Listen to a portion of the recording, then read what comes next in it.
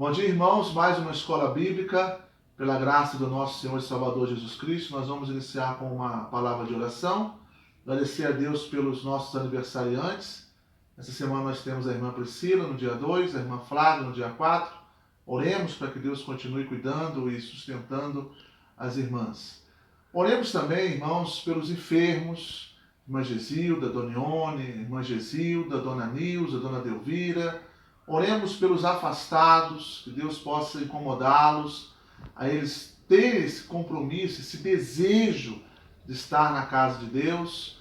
Oremos também pela nossa comunidade aqui em Campo do Coelho, que Deus continue abençoando.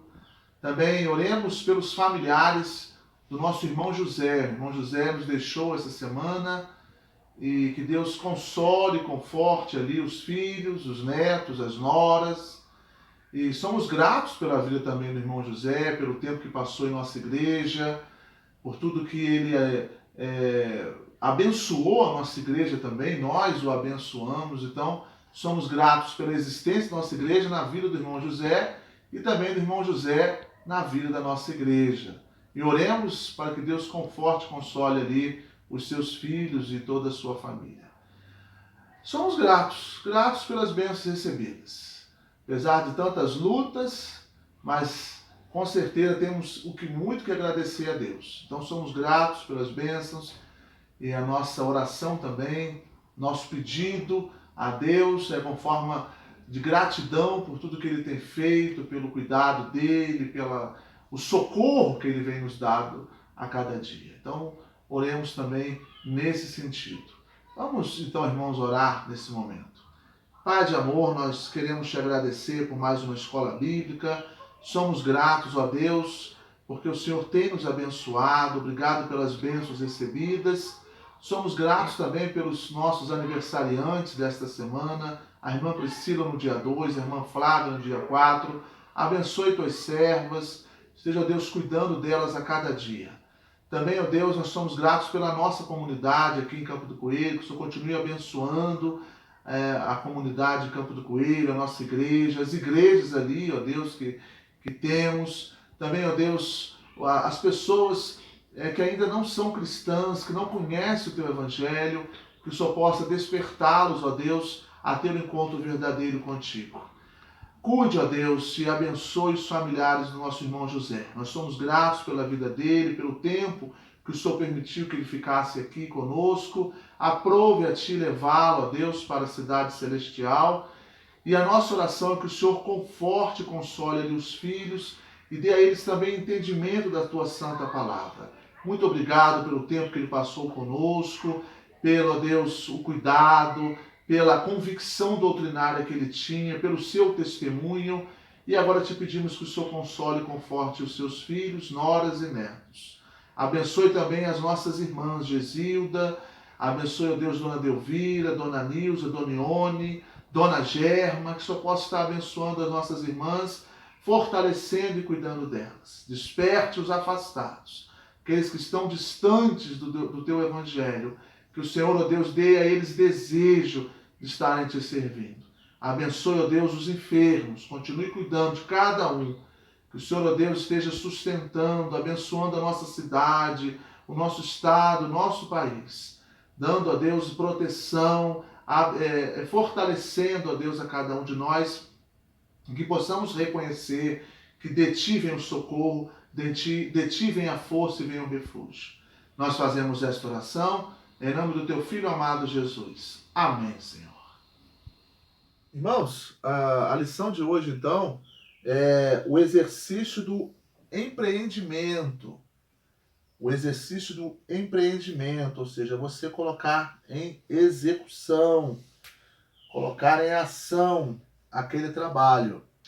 E aí o autor, ele tem um texto lá na carta de Paulo aos Efésios, no capítulo 2, no versículo 10, que eu gostaria então de compartilhar com os irmãos.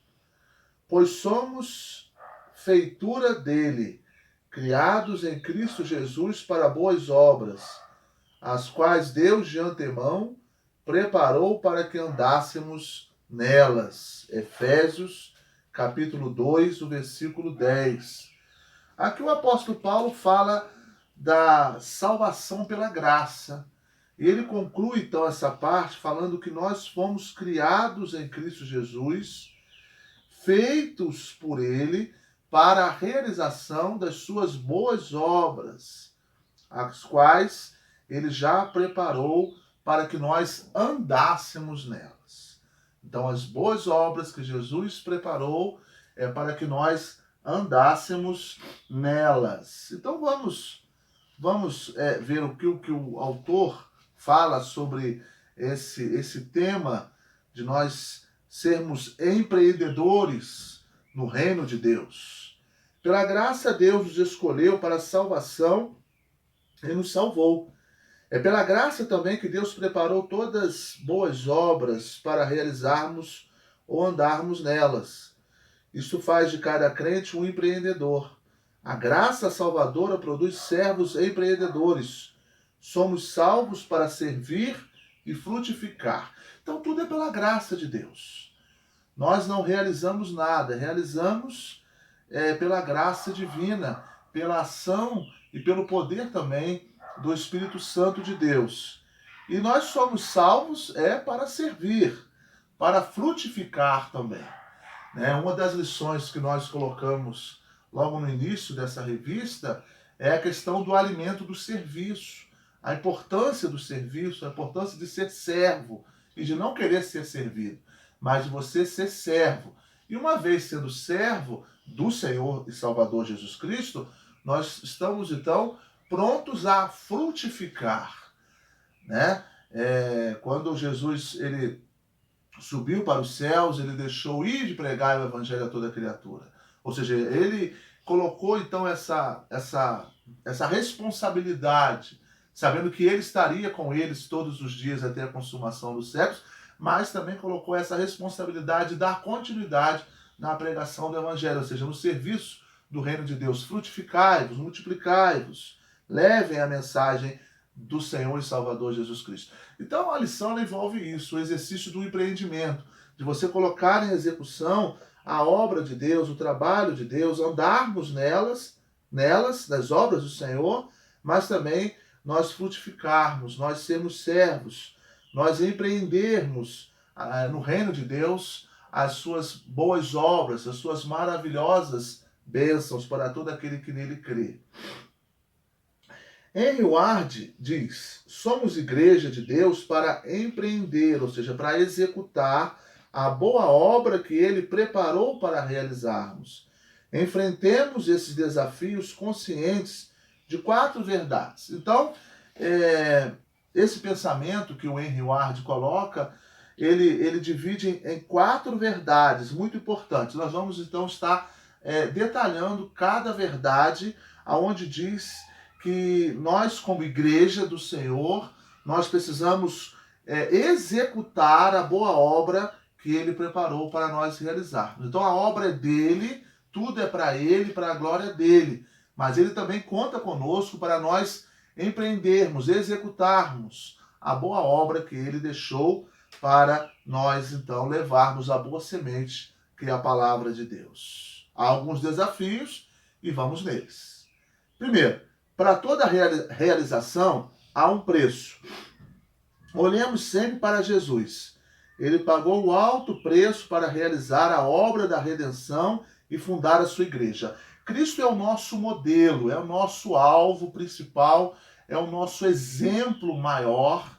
Nele nós nos motivamos a continuar a sua boa obra, Então nós olhamos para ele e vemos que ele alcançou esse desafio, ele venceu através daquela cruz. Então ele mostra para nós que agora nós seguirmos a ele, termos ele como exemplo, também seremos vencedores. A obra que ele deixou para a sua igreja é que nós possamos multiplicar, levar o ensinamento dele para aquelas pessoas que necessitam.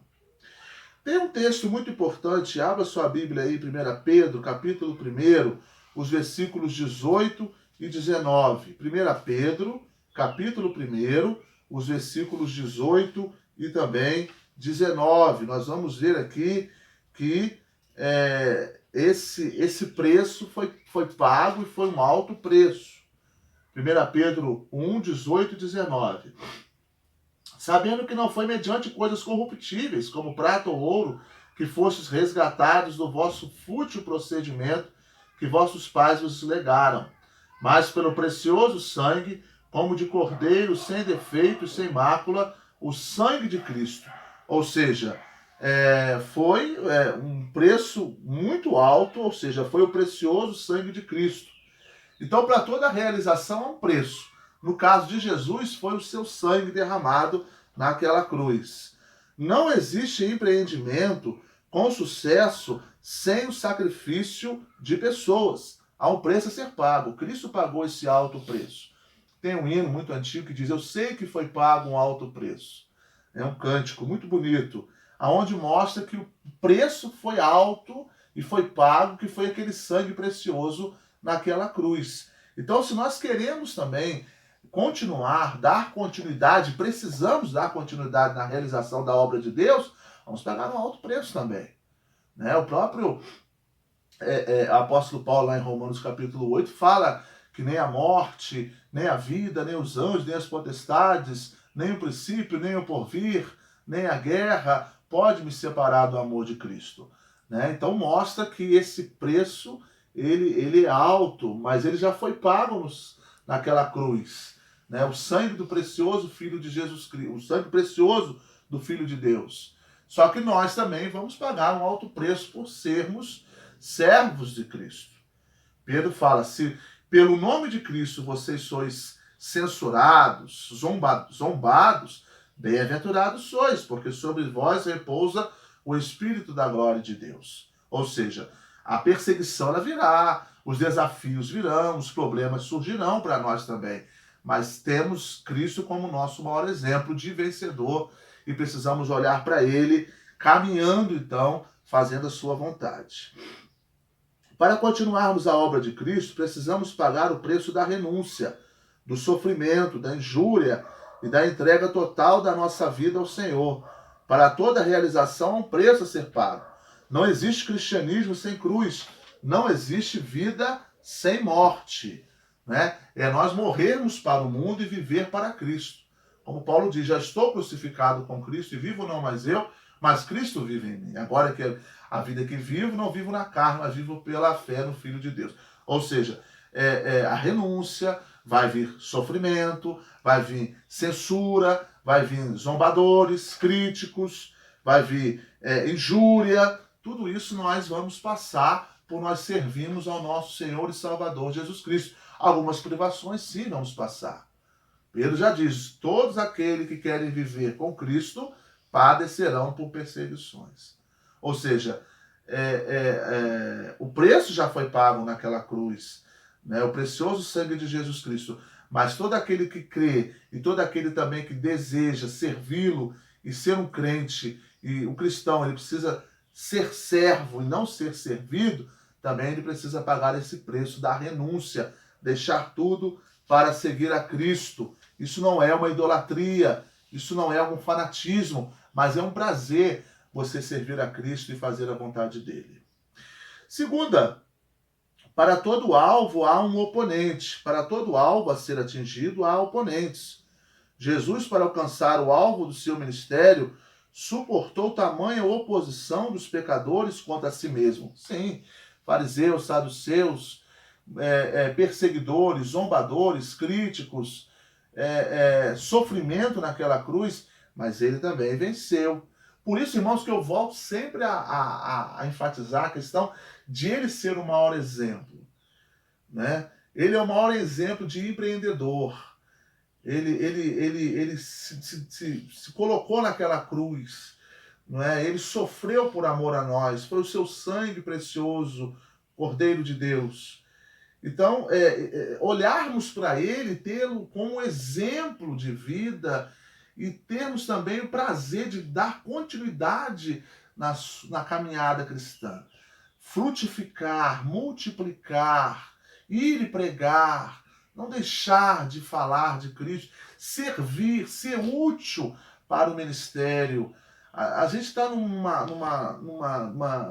um período onde as pessoas elas querem ser servidas.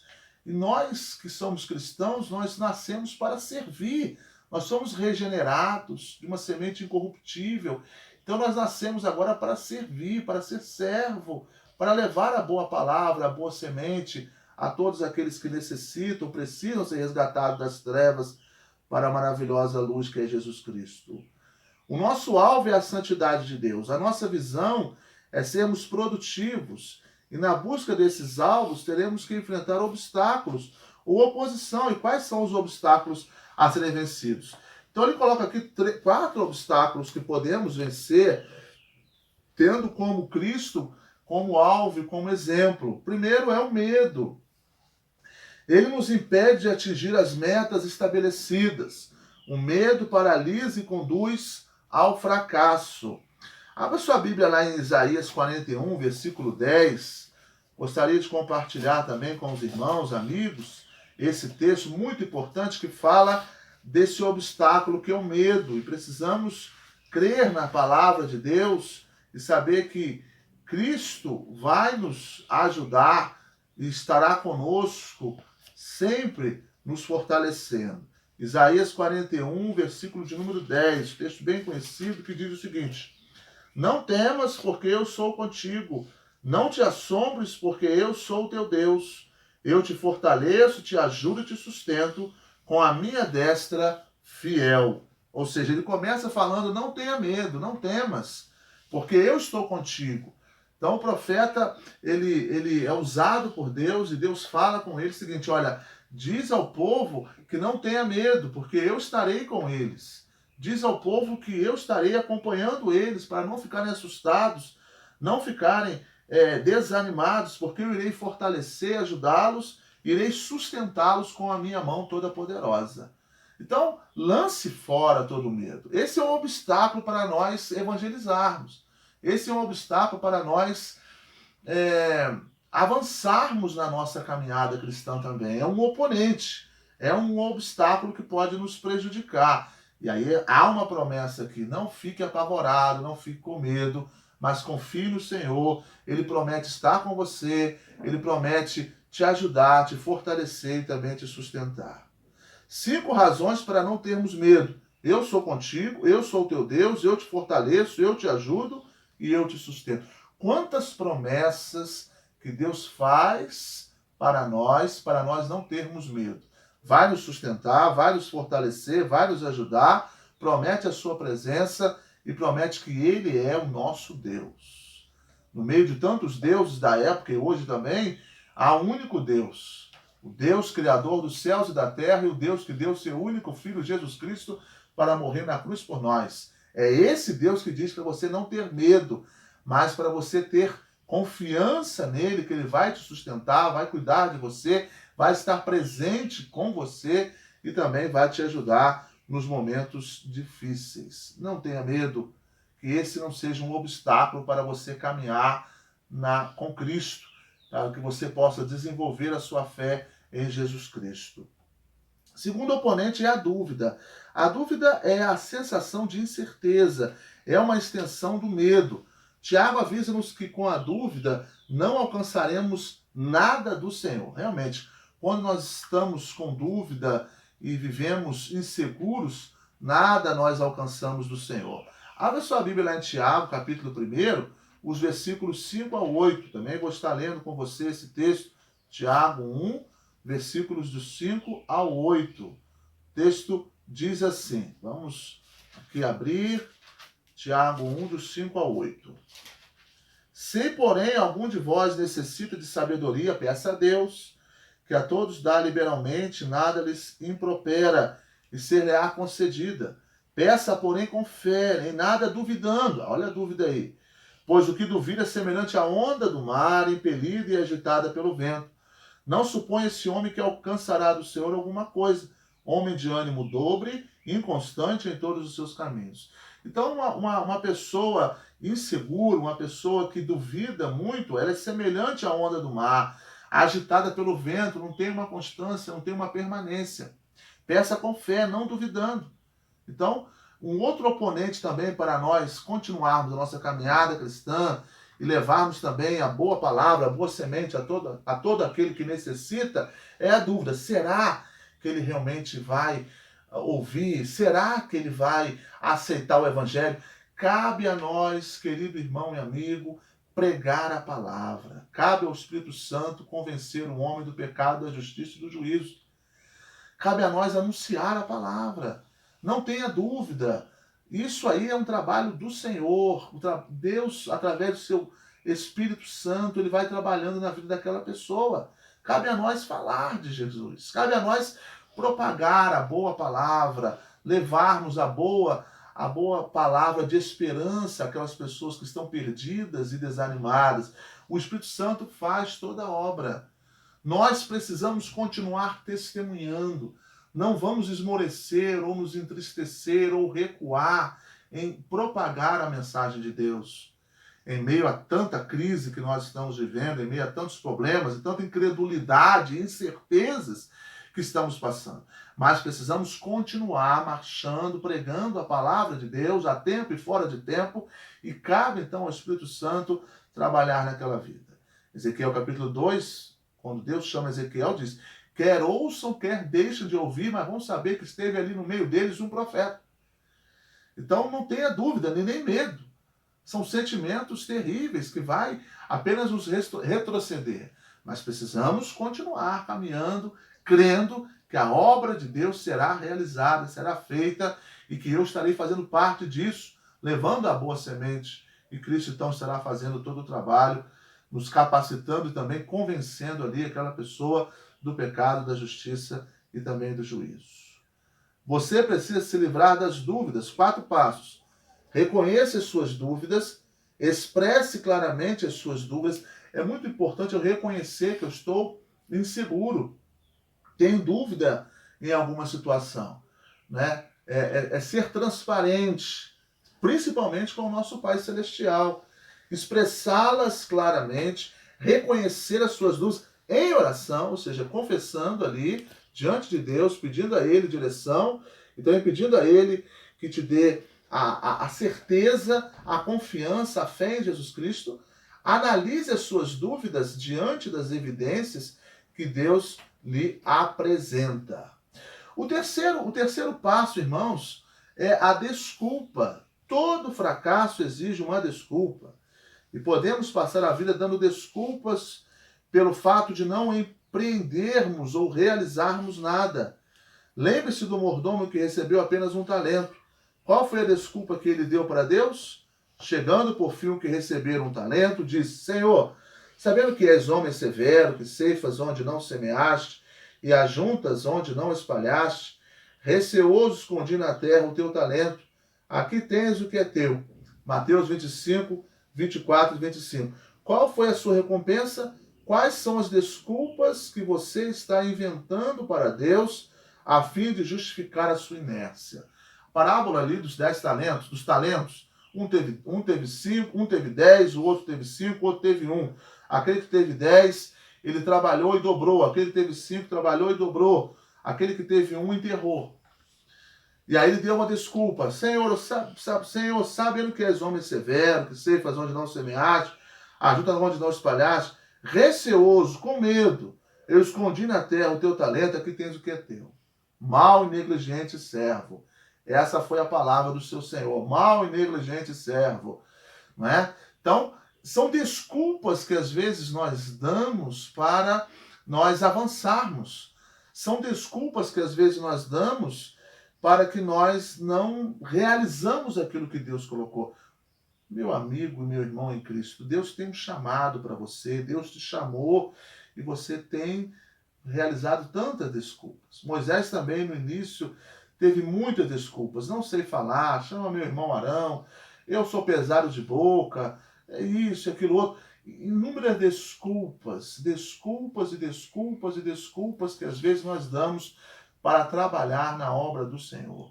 Nós somos feitura sua. Nós somos criados por Deus para as boas obras, para que andássemos nelas. Efésios 2:10. Então Deus criou você, você foi regenerado, você foi gerado de novo para andar nas obras que Deus deixou para você. E essa obra, uma delas, é você dar continuidade na propagação do Evangelho. Não tenha desculpas para isso. Ah, eu não sei ler, eu sou uma criança, não sei escrever, tenho medo, tenho receio. Essas foram as palavras que Deus falou a Jeremias. Eis que põe as minhas palavras na tua boca. Quantas pessoas da sua família que não conhecem Jesus Cristo? Quantas pessoas da sua família que estão distantes da cruz de Cristo? E o que você tem feito? Fale do Evangelho. Aproveite a oportunidade. Precisamos aproveitar a oportunidade, diz Paulo, porque os dias são maus. E são muito maus.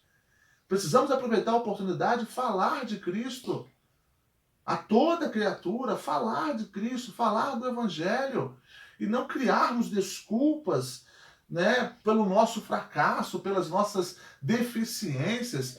Se coloca diante de Deus, se prostre diante de Deus, se apresente diante de Deus e fale de Cristo, fale, não te cales. Anuncie que Jesus Cristo está voltando e que nós precisamos então aceitá-lo de todo o nosso coração. Se ele ficar chateado com você, com raiva de você, com ódio de você, perder a amizade, que perca. Mas que você fale de Cristo, que você anuncie Jesus Cristo àquelas pessoas que estão próximas de você e fale, ó, Jesus está voltando. Jesus está voltando e há um caminho, é o céu ou o inferno. Então, qual que você vai decidir? Se você quer caminhar com Cristo, o caminho é estreito e apertado, mas vai te conduzir ao céu, à vida eterna. Mas o caminho do inferno é largo, é espaçoso, se pode tudo, mas vai te conduzir à perdição eterna. Fale, o evangelho é simples, mas devemos falar, devemos anunciar que Cristo está voltando, os sinais estão aí para todo mundo ver e precisamos anunciar que Cristo é a única esperança, é o caminho, a verdade, a vida, e ninguém vai ao Pai a não ser através de Jesus Cristo. E precisamos falar. Uma outra verdade que ele coloca aqui, a primeira, para resumir, para toda realização há um preço, para todo alvo há um oponente. Aí ele vai desenvolvendo em 4 partes, né, 4 obstáculos: o medo, a dúvida, a desculpa e agora a procrastinação. Procrastinar é deixar para depois. É deixar para amanhã o que pode ser feito hoje. É empurrar com a barriga. Procrastinar é perder tempo e oportunidade. Jesus censurou aqueles que queriam ser seus discípulos, mas que prorrogaram a decisão. Jesus simplesmente observa que há coisas na vida que não podemos deixar para depois. Abra sua Bíblia lá em Lucas, capítulo 9. Lucas, capítulo 9, os versículos 59 a 62. Lucas, capítulo 9, os versículos 59 ao 52. O texto diz o seguinte: a outro disse Jesus, segue-me. Ele, porém, respondeu, permite-me ir primeiro sepultar meu pai. Mas Jesus insistiu, deixa aos mortos o sepultar os seus próprios mortos. Tu, porém, vai e prega o reino de Deus. Outro lhe disse, seguir-te-ei, Senhor, mas deixa-me primeiro despedir-me de casa. Mas Jesus lhe replicou, ninguém que tendo posto a mão no arado olha para trás é apto para o reino de Deus. A procrastinação. Deixa para depois. Senhor, eu tenho minha família. Senhor, eu tenho ali os meus filhos. Senhor, eu tenho o meu trabalho. Senhor, eu tenho isso, tenho meu pai, tenho minha mãe. Deixa para depois. Vai e prega o reino de Deus. O que diz Mateus 6,33? Buscai primeiro o reino de Deus e a sua justiça, e as demais coisas vos serão acrescentadas. Isso não significa que você vai abandonar o seu pai e sua mãe, abandonar a sua família. Mas você vai priorizar Deus. Você vai colocar Deus em primeiro lugar. Deus deve estar em primeiro lugar. A sua mensagem, o seu trabalho, as suas obras devem estar em primeiro lugar na nossa vida. Isso não é abandonar pai e mãe, não é ser uma pessoa insensível, não é ser uma pessoa negligente, não é ser uma pessoa distante da família, não. Você vai continuar amando seus pais, vai continuar amando a sua família, mas Deus deve estar em primeiro lugar. E essa procrastinação, esse deixar para amanhã, esse empurrar com a barriga, é você perder tempo e você perder oportunidade quando você deveria então falar de Cristo. Uma outra ordem: para toda vitória há um problema. Ser vitorioso é ser um solucionador de problemas. Vencer é superar e conviver com problemas. Para toda vitória há um problema. Ou seja, para você chegar na vitória, vai ter muitos problemas. A renúncia, os desafios, as zombarias, as críticas, possivelmente perda de grandes amigos, que se fossem verdadeiros amigos estariam com você, mas por causa de você ter aceitado a Cristo e ter caminhado com Cristo e ter essa visão de ser servo, às vezes muitas pessoas vão deixar você. Então, muitos problemas vão acontecer, mas a vitória é certa por meio de Jesus Cristo. O que Jesus quer mostrar aqui nesse ensino é que a prioridade é o reino de Deus. Jesus lhe replicou: ninguém que tendo posto a mão no arado olha para trás é apto para o reino de Deus. Olhar para Cristo. Olhar para Cristo. A mulher de Ló olhou para trás. Os anjos disseram: não olhe para trás. Fuja, corra para os montes, mas não olhe para trás. A mulher olhou para trás porque ela desejou, o seu coração desejou os bens que ela tinha deixado para trás. E ela então foi virou estátua de sal. Ou seja, ninguém que tendo posto a mão no arado olha para trás é apto para o reino de Deus. Eu olho para Cristo, autor e consumador da fé. Eu olho para Ele porque Ele é o meu maior exemplo. Ele é quem eu devo confiar. Ele é o meu maior motivador. Ele é aquele que me orienta. É aquele que me fortalece. Lembra do texto de Isaías? É aquele que me ajuda com a destra da sua mão. Então eu olho para Ele. E, consequentemente, muitos problemas virão. Mas a vitória é certa por eu estar ao lado de Cristo. Para todo triunfo há uma recompensa. A principal motivação que leva uma pessoa a empreender é a recompensa.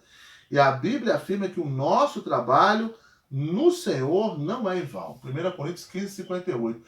Irmãos, como esse texto fala no meu coração. Aquele que é ministro do Evangelho entende o que é isso. Né? O nosso trabalho, ele não é em vão. No Senhor, não é o meu trabalho. É o trabalho no Senhor. O trabalho no Senhor não é em vão. Talvez o seu trabalho, que não está sendo submisso ao Senhor, ele pode ser em vão. Mas se ele está no Senhor, todo o triunfo há uma recompensa. Ou seja, confie no Senhor e nas suas promessas. O trabalho no Senhor, se você colocou o Senhor em primeiro lugar, o seu trabalho não será em vão. Vai haver recompensas, vai haver frutos. Frutos que às vezes você não vai ver. Você vai partir desse mundo e não vai ver. Mas outras pessoas vão ver. E vão ver que você iniciou aquele trabalho ali. Você plantou. Veio outro e regou. E veio outro e colheu. Mas você continuou. Você fez ali aquele trabalho que deveria ser feito. A gente não deve se vangloriar pelas almas que são ganhas. Porque quem ganha a alma é Cristo. Cristo é o ganhador de almas. Mas é muito importante você contribuir para o crescimento espiritual de uma vida. É muito importante você ali ajudá-lo, ser útil no Evangelho do Senhor. Então faça isso. O trabalho no Senhor não é em vão. Pregue a palavra. Às vezes você está batendo, falando do Evangelho para aquela pessoa e você está desanimando. Puxa vida, não está valendo a pena, os meus filhos não estão aceitando, não estão nem aí para o Evangelho, cada dia estão mais perdidos. Continue orando, continue falando, aproveite a oportunidade e fale, não te cales. Sua função é falar, não é sua função converter. A sua função é falar. Nós desejamos que haja uma conversão, mas a função do Espírito Santo é essa função. A nossa função é falar, então fale, aproveite a oportunidade, fale. Mesmo que a pessoa te chame de chato, mas você continue falando do Evangelho, orando, intercedendo, mostrando que você quer o bem daquela pessoa e quer que aquela pessoa se salve. E a salvação é pela graça em Cristo Jesus. Se desempenharmos bem a nossa tarefa, ouviremos da boca de Deus o seguinte elogio: muito bem, servo bom e fiel. Este é o maior elogio e a maior recompensa que alguém pode receber. Um elogio assim motiva-nos a gastar a vida fazendo a vontade de Deus. Não espere recompensas e reconhecimento de homens, mas preocupe-se com a recompensa divina, com certeza. Não espere aplausos, elogios, medalhas, troféus, não. Espere a recompensa divina. A recompensa divina é a coroa da vida, a coroa incorruptível. É essa que não murcha, não perece. Então, essa é a recompensa que você vai receber, nós vamos receber, que é o céu. Não espere recompensas e reconhecimento de homens, mas preocupe-se em ser recompensado com a recompensa divina. Trabalhemos para Deus, pois Ele já trabalha por nós. Abra sua Bíblia para nós terminarmos em Isaías 64, o versículo de número 4. Isaías 64, versículo de número 4, onde fala que Deus trabalha. Porque desde a antiguidade não se ouviu, nem com o ouvido se percebeu, nem com os olhos se viu um Deus além de ti que trabalha para aquele que nele espera. Deus trabalha para aquele que nele espera. E nós temos trabalhado para fazer a sua vontade? Essa é a pergunta que eu deixo para você. Deus trabalha para aquele que nele confia, para aquele que nele espera. E nós temos trabalhado, irmãos, para fazer a vontade de Deus. Você tem se preocupado em fazer a vontade de Deus, em fazer da sua vida um altar do Senhor, em fazer da sua vida uma vida de santidade. Você tem procurado trabalhar para agradar a Deus, para ser aprovado por Deus, sabendo que Deus te dá todas as armas necessárias para que você possa fazer isso. Ele trabalha para aquele que nele espera. E como trabalha? De noite e de dia. Diz o Salmo 121 que eis que o guarda de Israel não dorme e nem cochila. Ou seja, está atento ao nosso clamor, ao nosso suspiro, ao nosso choro, e também está atento quando somos gratos a Ele. Ele trabalha para aquele que nele confia. Precisamos trabalhar no Senhor, porque o trabalho no Senhor não é em vão. Precisamos trabalhar para exaltar e glorificar o nome dele. Que nós possamos servi-lo. Nós, como igreja, possamos trabalhar para fazer a vontade de Deus. Há muitas pessoas que estão sofrendo. Há muitas pessoas que estão nas trevas, cegas espiritualmente. E nós temos o remédio, que é a palavra de Deus. Que possamos trabalhar. Deus nos capacita. Deus nos usa. Não tenha medo. Não seja inseguro. Não deixe para depois. Mas se coloque à disposição de Deus para realizar a sua obra. Amém? Vamos orar. Pai de amor, muito obrigado por esta lição. Como falou ao nosso coração, a Deus, a Ti toda a honra e toda a glória. Que possamos nos apresentar em meio a essa guerra, ó Deus.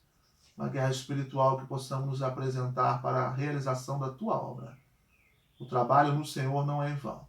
A Tua palavra nunca voltará vazia. E que possamos nos apresentar para fazer aquilo que é da Tua vontade. Nós fazemos esta oração em nome do Teu Filho amado Jesus. Amém, Senhor. Deus te abençoe.